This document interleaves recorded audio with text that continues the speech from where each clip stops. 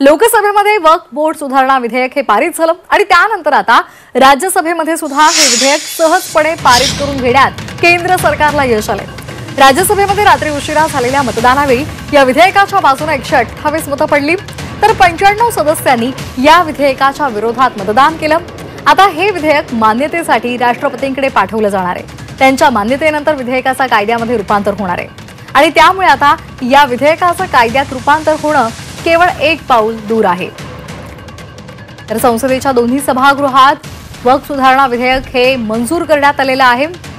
राज्यसभेतही हे विधेयक मंजूर झालेलं आहे। या विधेयकाच्या बाजूने राज्यसभेमध्ये 128 मतं पडली तर 95 सदस्यांनी या विधेयकाच्या विरोधात मतदान केलं।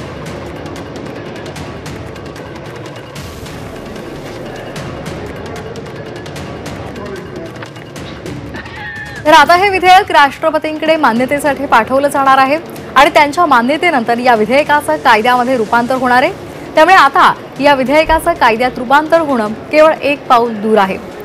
लोकसभेमध्ये हे विधेयक मंजूर झालं आणि त्यानंतर राज्यसभेत सुद्धा या विधेयकाला मंजुरी देण्यात आलेली आहे।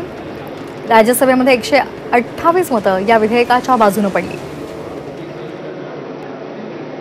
ये उनका इंटरप्रिटेशन है, हमारा इंटरप्रिटेशन जो है हमने उनके सामने रखा, लेकिन अगर वो नहीं मानते हैं तो इसका मतलब है कि पहले से वो नकारात्मक स्टैंड लिए हैं, वो उसको आगे चला रहे हैं।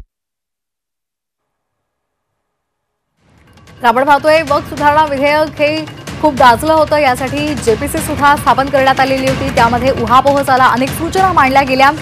विरोधी पक्षाचा याला विरोध होता, मात्र लोकसभेत आणि राज्यसभेत हे विधेयक मंजूर करण्यात आलेले आहे।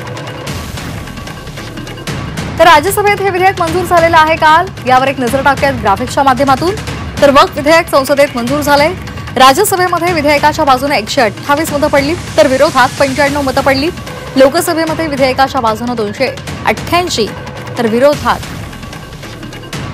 232 मतं पडलेली आहेत।